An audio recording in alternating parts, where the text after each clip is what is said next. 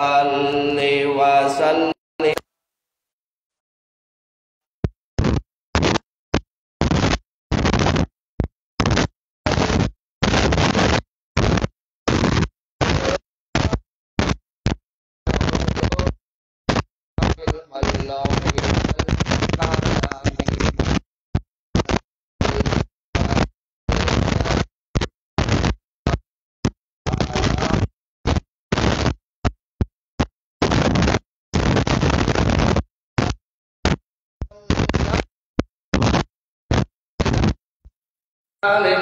قد نسبت به نسلا لذي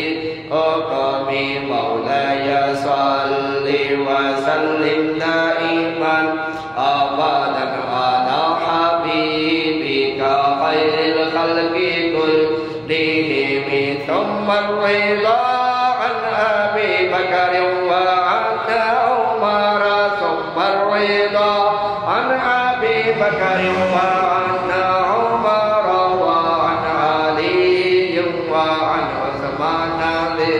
كرم مولاي صل وسلم دائما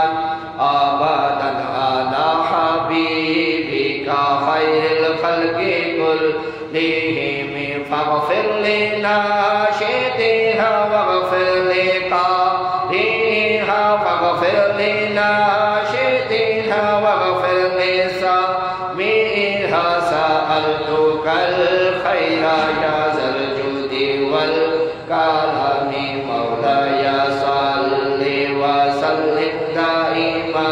أبدا على حبيبك خير الخلق كلهم يا ربي بالمصطفى بلغ مقاصدنا يا ربي بالمصطفى بلغ مقاصدنا واغفر لنا ما مضى يا واسع الكرم مولاي صل وسلم دائما أبدا على حبيبك خير الخلق كلهم مولاي صل وسلم دائما أبدا على حبيبك خير الخلق كلهم.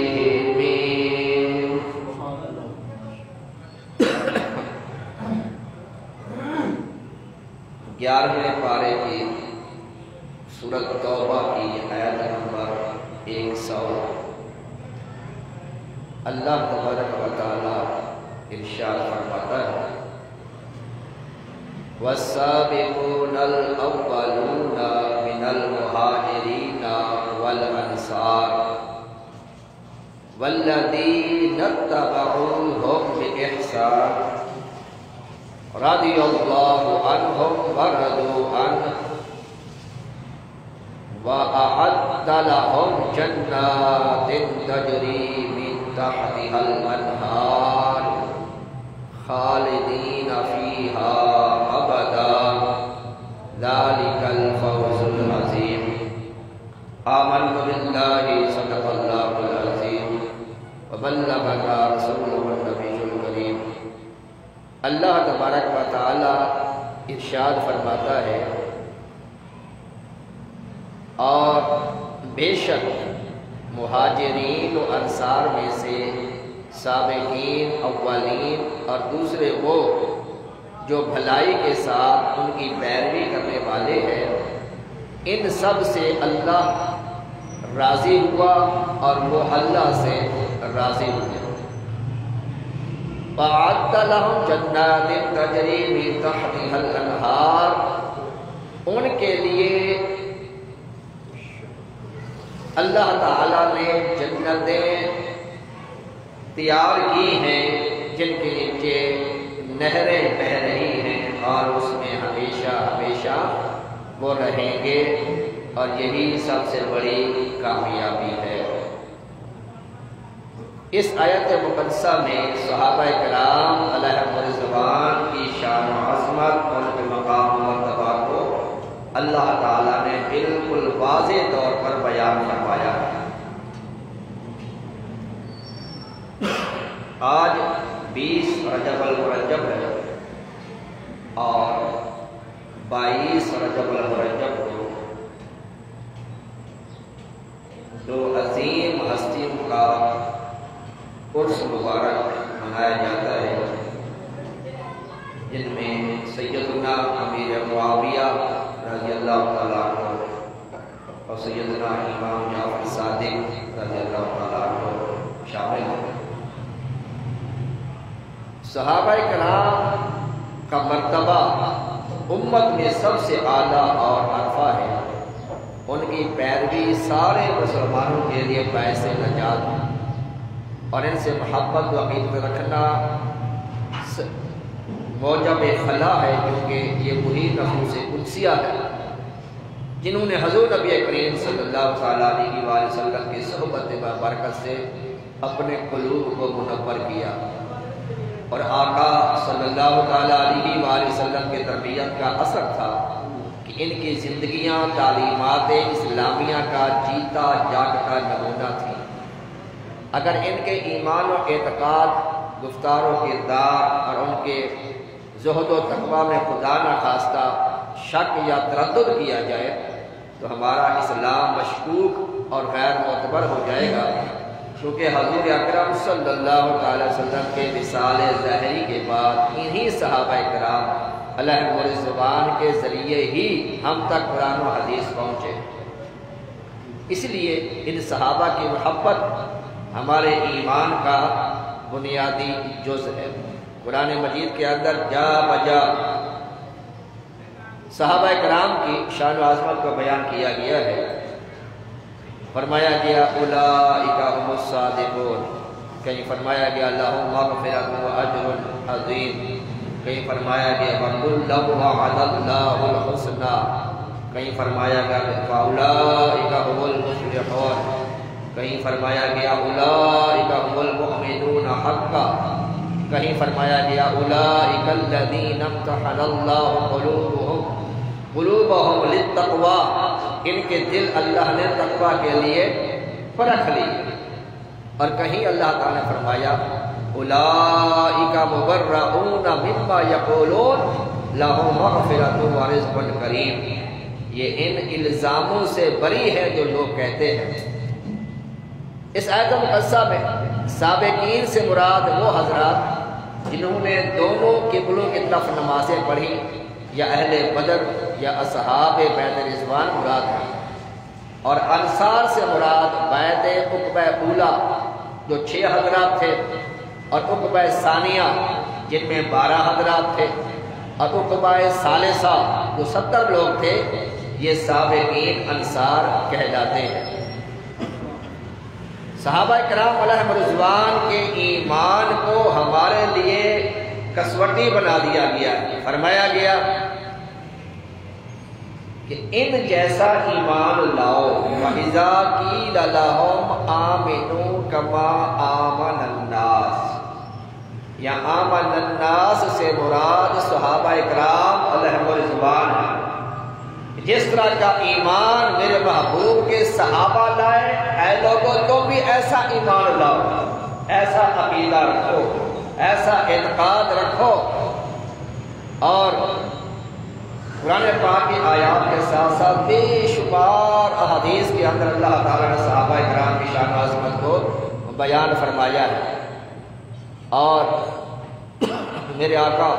صلی اللہ تعالیٰ علیہ وآلہ وسلم نے ارشاد فرمایا طوبیٰ لمن رآنی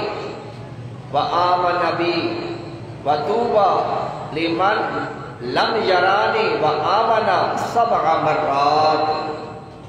میرے آقا صلی اللہ تعالیٰ علیہ وآلہ وسلم نے ارشاد فرمایا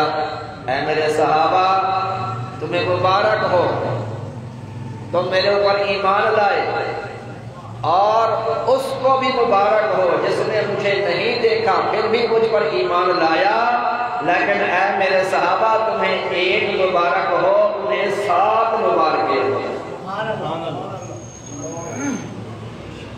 مقام و مرتبہ صحابہ کا ہی بلند ہے، لیکن میرے آقا نے جنہوں نے سرکار کو نہیں دیکھا ان کی شان کی بیان فرما دی، فرمایا ان کو 7 مرتبہ مبارک ہو، کیوں؟ اے میرے صحابہ، تم نے مجھے دیکھا، میرے معجزات کو دیکھا، چاند کو ٹکڑے کرتے دیکھا، سورج کو پلٹتے ہوئے دیکھا، پتھروں کو کلمہ پڑھتے ہوئے دیکھا، تم نے میرے معجزات کو دیکھا، مجھ پر ایمان لائے۔ میرے بعد جو آئیں گے انہوں نے مجھے نہیں بھی دیکھا ہوگا، اور وہ یہ تمنا اور خواہش کریں گے، یا اللہ ہمارا سارا مال و اسباب لے لے لیکن اپنے محبوب کا جلوہ دکھا دے۔ اس لیے اللہ تعالیٰ کے محبوب نے فرمایا، اے صحابہ تمہیں ایک مبارک ہو، اور جنہوں نے مجھے نہیں دیکھا ہوگا پھر بھی میرے لیے اپنی جانیں قربان کرنے پر تیار رہیں گے، فرمایا ان کے لیے 7 بار مبارک ہے۔ کروں تیرے نام پر جاں فدا، نہ بس ایک جاں دو جہاں فدا، دو جہاں سے بھی نہیں جی بھرا، کروں کیا کروڑوں جہاں نہیں۔ جب حسن تھا ان کا جلوہ نما، انوار کا عالم کیا ہوگا، ہر کوئی فدا ہے بن دیکھے دیدار کا عالم کیا ہوگا۔ جس وقت خدمت میں ان کی ابو بکر عمر عثمان و علی، اس وقت رسالت وہاب کے دربار کا عالم کیا ہوگا۔ اور چاہے تو اشارے سے اپنے کایا ہی پلٹ دے عالم کی، یہ حال ہے خدمت گاروں کا، سردار کا عالم کیا ہوگا۔ جب حسن تھا ان کا جلوہ نما، دیدار کا عالم کیا ہوگا۔ میرے آقا صلی اللہ تعالیٰ علیہ وآلہ وسلم نے ارشاد فرمایا، اصحابی کالنجوم، میرے صحابہ ستاروں کے مانند ہیں۔ فَبِأَيِّهِمْ اقْتَدَيْتُمْ اهْتَدَيْتُمْ، جس کسی کی پیروی کرو گے ہدایت پا جاؤ گے۔ اور فرمایا، لا تسبوا اصحابی، میرے صحابہ کو گالی مت دینا۔ کیوں؟ فَلَوْ أَنَّ أَحَدَكُمْ أَنفَقَ مِثْلَ أُحُدٍ ذَهَبًا وَبَلَغَ مُدَّ أَحَدِهِمْ، فرمایا میرے صحابی کا مقام اور مرتبہ کیا ہے؟ فرمایا اگر تم میں سے کوئی بندہ احد پہاڑ کے برابر، مدینہ منورہ کا سب سے بڑا پہاڑ احد پہاڑ، جس کی لمبائی تقریباً 6.5 کلومیٹر، چوڑائی تقریباً 1.5 کلومیٹر ہے، فرمایا کہ اگر تم میں سے کوئی احد پہاڑ کے برابر سونا اللہ کی راہ میں صدقہ خیرات کرے، اور اس کے مقابلے میں میرا ایک صحابی مٹھی بھر جو اللہ کی راہ میں صدقہ خیرات کرے، تو میرے صحابی کا اجر و ثواب اس کے ثواب سے بڑھ جائے گا۔ کیوں؟ اس لیے کہ اس نے رسول اللہ کو دیکھا ہے۔ صحابی کا یہ موقع، فرمایا لا تمس النار مسلم رآنی او رآنی من رآنی، فرمایا اس کو جہنم کی آگ نہیں چھو سکتی جس نے مجھے دیکھا، اور اس کو بھی جہنم کی آگ نہیں چھو سکتی جس نے کسی صحابی کو دیکھا۔ اور فرمایا خیر القرون ثم یلونہم ثم یلونہم، فرمایا سب سے بہترین زمانہ میرا زمانہ ہے، اس کے بعد میرے صحابہ کا زمانہ ہے، اور اس کے بعد جو زمانہ آگا فرمایا وہ بھی بہتر ہے۔ اور حضور نبی کریم صلی اللہ تعالیٰ علیہ وآلہ وسلم نے ارشاد فرمایا، اذا رأیتم الذین یسبون اصحابی، اگر تم ایسے لوگوں کو دیکھو جو میرے صحابہ کو برا بھلا کہتے ہیں، گالیاں دیتے ہیں، طعنہ تشنیع کرتے ہیں، فقولوا لعنت اللہ علی شرکم، پھر تمہیں یہ کہنا چاہیے کہ تمہارے شر پر اللہ کی لعنت ہو۔ اور فرمایا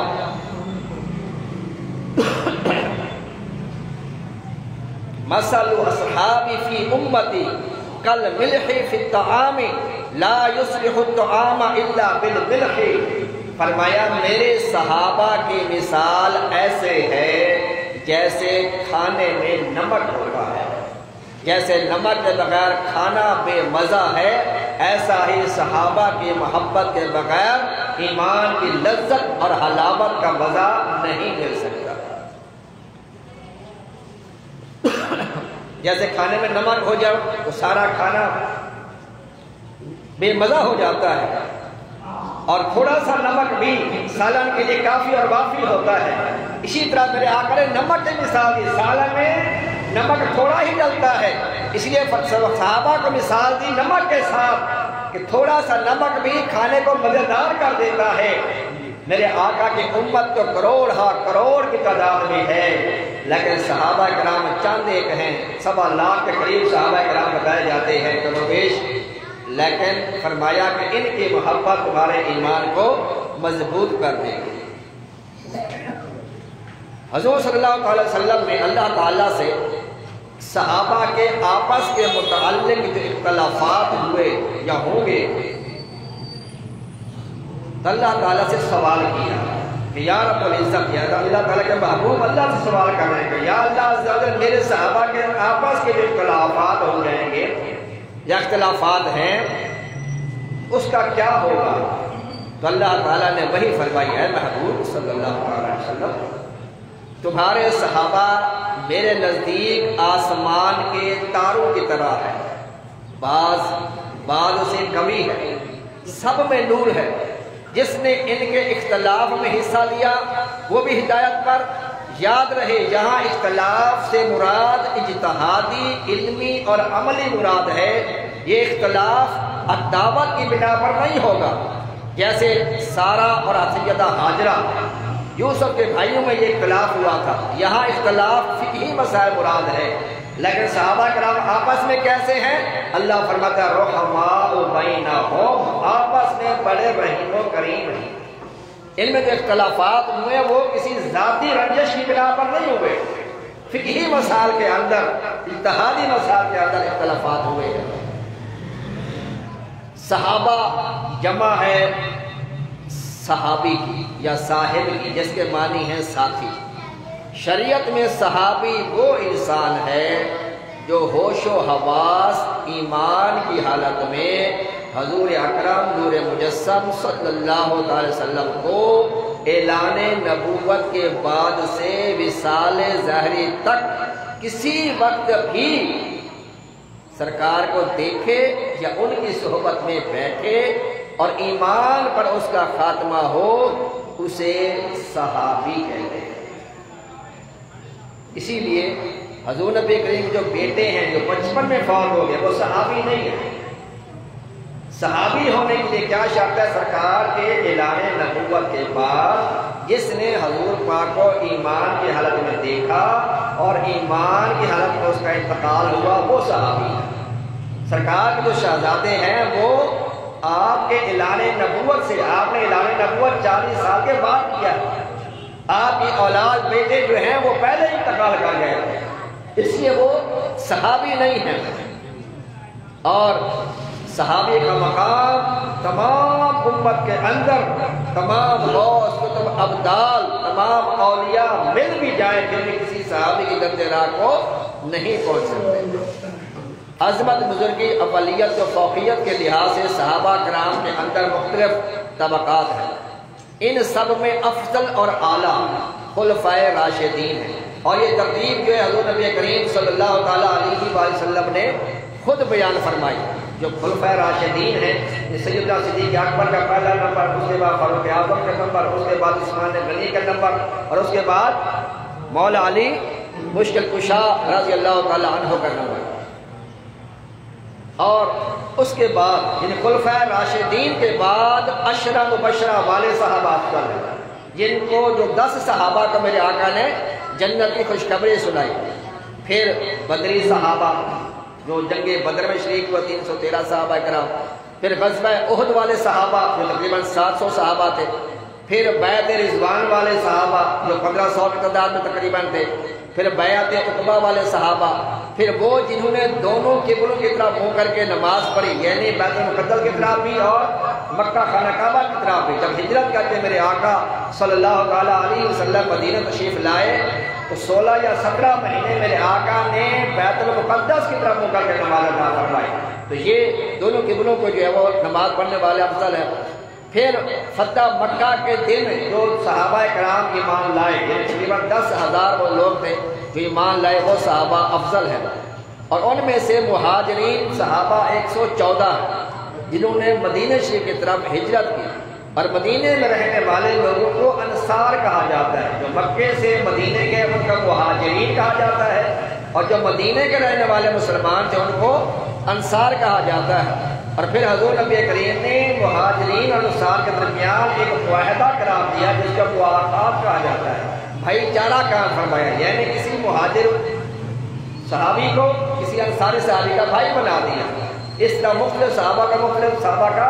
بھائی بنایا، لیکن مولا علی مشکل کشا کو کسی کا بھائی نہ بنایا، صدیق اکبر کو کسی کا بھائی بنا دیا، کسی کو فاروق کا بھائی بنا دیا، کسی کو عثمان غنی کا بھائی بنا دیا، کسی کو عبیدہ بن جراح کا بنا دیا، کسی کو عبدالرحمن بن عوف کا بھائی بنا دیا، لیکن سیدنا مولا علی مشکل کشا کو کسی کا بھائی نہ بنایا۔ مولا علی مشکل کشا سرکار کے بارگاہ میں حاضر ہوئے، یا رسول اللہ صلی اللہ علیہ وسلم آپ نے مجھے کسی صحابی کا جو ہے وہ بھائی نہیں بنایا۔ میرے آقا صلی اللہ علیہ وسلم نے ارشاد فرمایا انت اخی فی الدنیا والآخرہ، اے علی تو دنیا میں بھی میرا بھائی ہے اور آخرت میں بھی میرا بھائی ہے۔ سبحان اللہ۔ اس اعلان کے باوجود بھی کبھی بھی مولا علی نے رسول اللہ کو بڑے بھائی کہہ کر نہیں پکارا، حالانکہ سرکار سے 30 سال چھوٹے ہیں مولا علی، کبھی بھی سرکار کو بھائی کہہ کر نہیں بلایا، جب بھی بلایا یا رسول اللہ کہہ کر پکارا، یا حبیب اللہ کہہ کر پکارا، مختلف القابات کے ذریعے۔ تو ان بلند و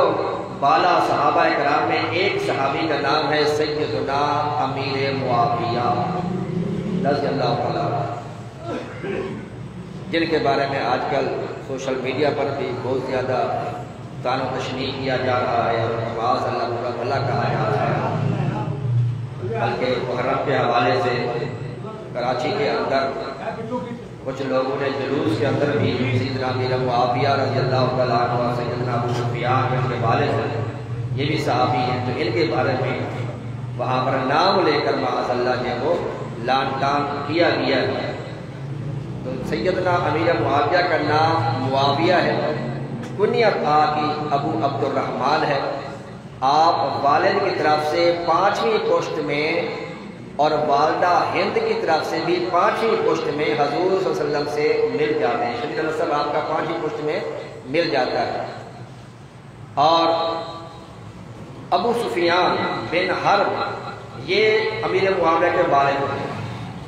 یہ فتح مکہ کے دن ایمان لائے سیدنا ابو سفیان رضی اللہ عنہ۔ پھر غزوہ حنین تک انہوں نے مختلف غزوات میں اسلامی لشکر جاتے تھے، یہ اس میں شرکت کرتے رہے۔ ابو سفیان نے غزوہ طائف میں بھی، جنگ یرموک میں بھی شرکت کی ہے، اور دور عثمان میں ان کا جو ہے وہ وصال ہوا۔ امیر معاویہ رضی اللہ تعالیٰ عنہ کے سگی بہن ام حبیبہ رضی اللہ تعالیٰ عنہ یہ حضور نبی کریم صلی اللہ علیہ وسلم کی زوجہ مطہرہ ہے، یہ ام المومنین ہے، اور حضور نبی کریم صلی اللہ تعالیٰ علیہ وآلہ وسلم کی زوجہ ام المومنین سیدہ ام حبیبہ رضی اللہ تعالیٰ عنہ ایک مرتبہ اپنے بھائی امیر معاویہ کا سر گود میں رکھے ہوئے تھی اور ان کے بالوں کو سہلا رہی تھی، اتنے میرے آقا صلی اللہ تعالیٰ علیہ وآلہ وسلم تشریف لائے، اور آپ نے یہ منظر دیکھا تو فرمایا ام حبیبہ کیا تم امیر معاویہ سے پیار کرتی ہو؟ آپ کی یا رسول اللہ صلی اللہ علیہ وسلم میرا بھائی ہے، میں بہن ہوں، میں تو پیار کرتی ہوں۔ میرے آقا صلی اللہ تعالیٰ علیہ وسلم نے فرمایا اے ام حبیبہ جس طرح تم اس سے محبت کرتے ہو اللہ بھی اس سے محبت کرتا ہے، اللہ کا رسول بھی اس سے محبت کرتا ہے۔ سیدنا امیر معاویہ رضی اللہ تعالیٰ عنہ سے امیر معاویہ رضی اللہ تعالیٰ عنہ صلح حدیبیہ کے موقع پر سن 6 ہجری میں مسلمان ہوئے، لیکن مکہ والوں کے خوف سے اپنا اسلام چھپا کر رکھا، اور فتح مکہ کے دن انہوں نے اپنا ایمان جو ہے وہ زہر فرمایا۔ اور ان کے بارے میں اور یہ بھی یاد رکھیں کہ ام المومنین ام سلمہ جو حضور نبی کریم کی زوجہ مطہرہ ہے، ام المومنین ام سلمہ کی بہن قریبہ صغرا یہ امیر معاویہ کی زوجہ ہے، یعنی اس لحاظ سے سیدنا امیر معاویہ حضور نبی کریم صلی اللہ علیہ وسلم کے ہم زلف بھی ہیں، جس کو ہم سانو کہتے ہیں،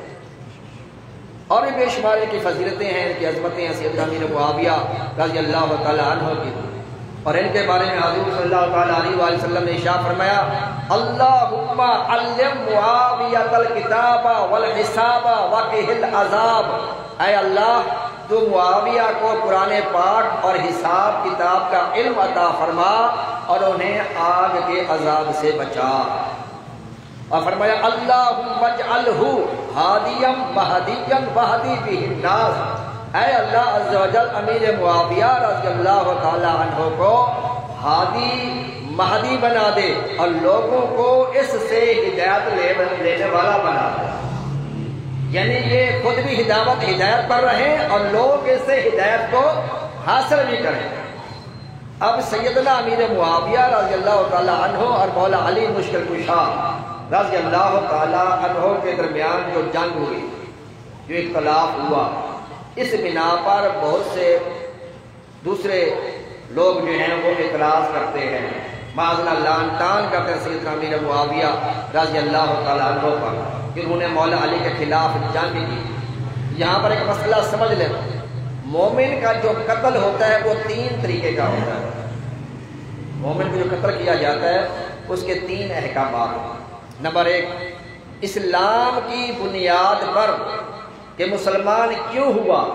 اگر کسی مسلمان کو قتل کیا جائے کہ اس نے اسلام کیوں قبول کیا یا مومن کیوں ہوا، اس کو قتل کرنا یہ کفر ہے۔ مومن کو اس لیے قتل کرنا کہ جس نے ایمان قبول کیا ہے، یہ مسلمان ہوا ہے، اس کو قتل کرنا کیا ہے؟ وہ کفر ہے، یہ پہلی کنڈیشن ہے۔ دوسرا یہ کسی مسلمان کو دنیاوی انات یا ذاتی دشمنی کی وجہ سے قتل کرنا یہ فسق بھی ہے اور گناہ کبیرہ بھی ہے۔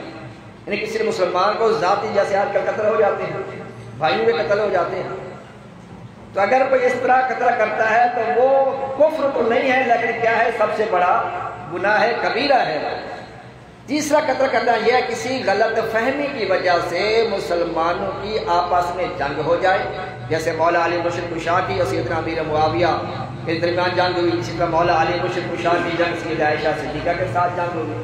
کہ کسی غلط فہمی کی بنا پر یعنی اجتہادی خطا کی بنا پر یہ معاملہ ہوا،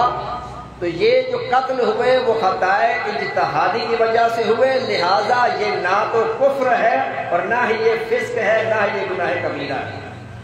اجتہادی خطا وہ ہوتی ہے، میرے آقا صلی اللہ علیہ وسلم فرماتے ہیں کہ مجتہد کسی مسئلے میں تحقیق کرے، پوری کوشش کرے،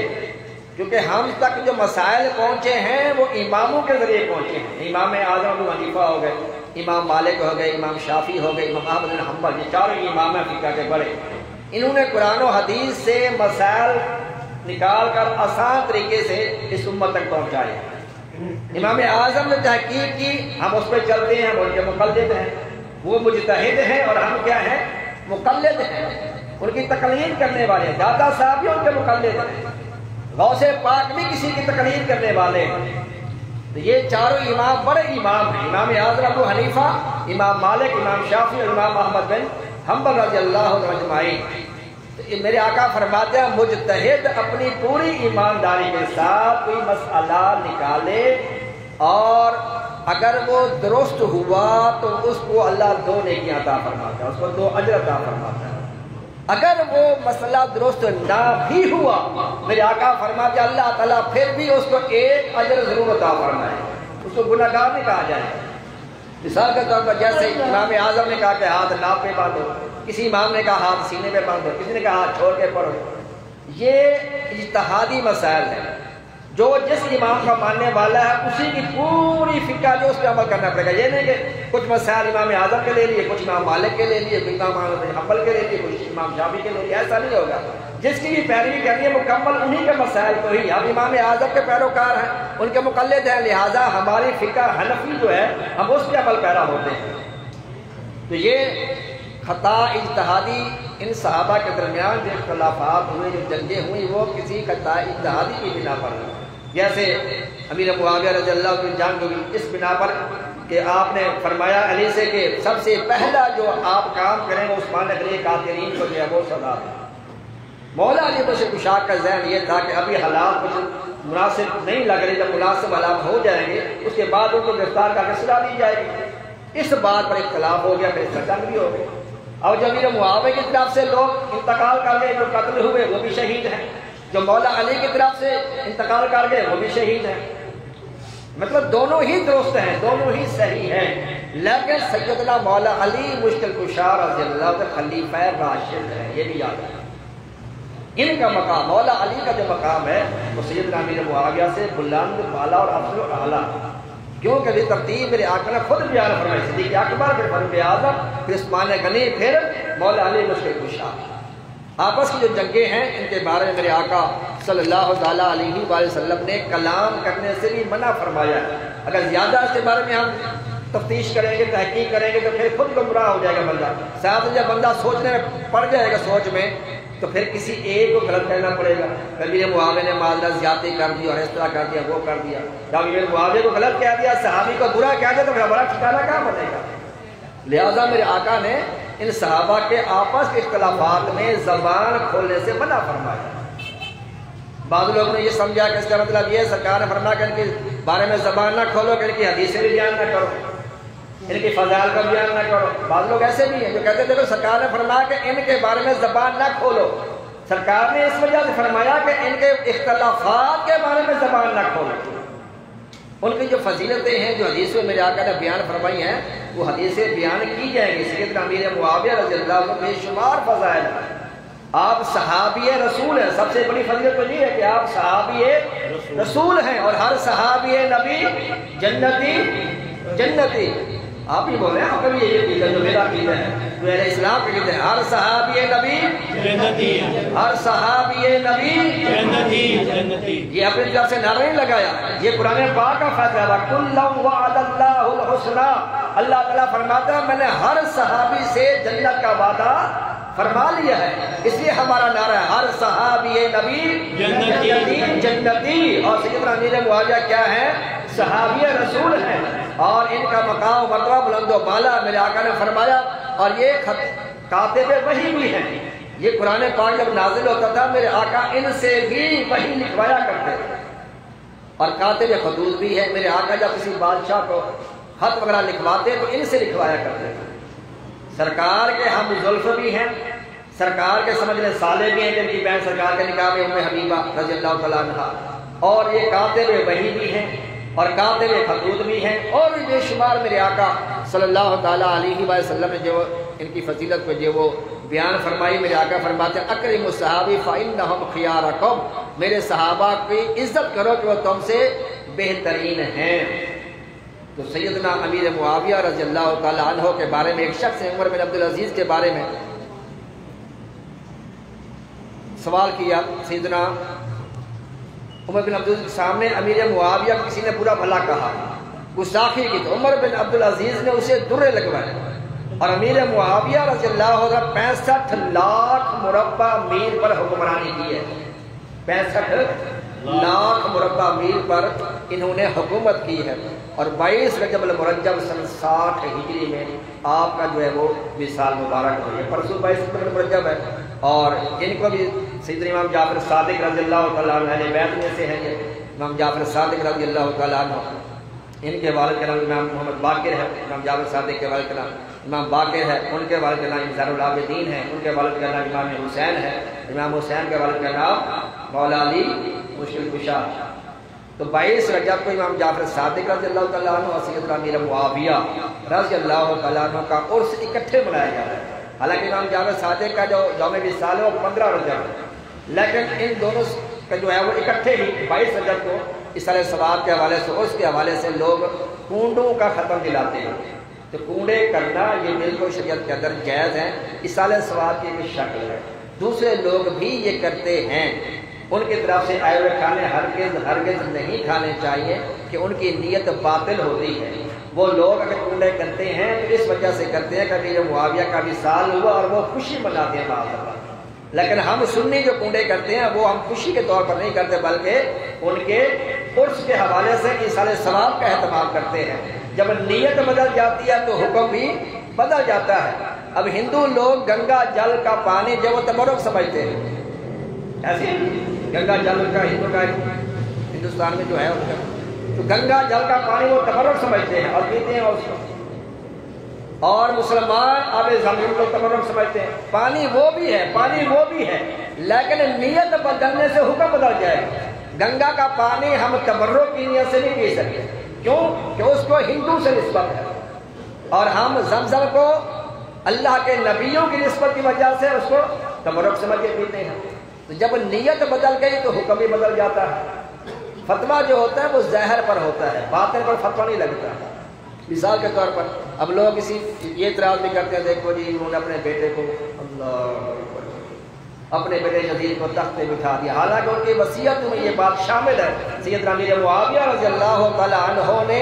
بوقت وصال اپنے بیٹے یزید کو جب تخت پہ بٹھایا تو آپ نے ان کو وصیت اور نصیحت کی. سب سے بڑی نصیحت آپ کی یہی تھی کہ بیٹے یہ حق ہمارا نہیں ہے، یہ اصل حق ہے اہل بیت کا، لہٰذا جب تک حسین کو نہ کھلا لو تم خود نہ کھانا، جب تک حسین کو نہ پہنا لو تم خود نہ پہنا. اتنی وصیتیں کر کے یہ انتقال کیا انہوں نے امام سیدنا امیر معاویہ رضی اللہ تعالیٰ عنہ نے. تو لہٰذا امیر معاویہ سے قصوروار نہیں ہے، کیونکہ اس وقت یزید کا جو کفر، جو فسق تھا، گناہ تھے، وہ چھپے ہوئے ہیں. میں نے پہلے بتایا کہ شریعت کا فتویٰ کس پہ لگتا ہے؟ جو ظاہر ہوتا ہے. مثال کے طور پر اب ٹائم بھی ہو گیا، پیشاب سے بول کہتے ہیں ہمارے پیٹ میں موجود ہے، ایسے پانی پیتے زیادہ روز بنتا ہے، موجود ہے، لیکن اس کو ناپاکی کا حکم کب دیں گے؟ جب وہ باہر نکلے گا، جب وہ ظاہر ہوگا تب وہ ناپاک ہوگا. جب جسم کے اندر ہے، پیٹ کے اندر ہے، تب وہ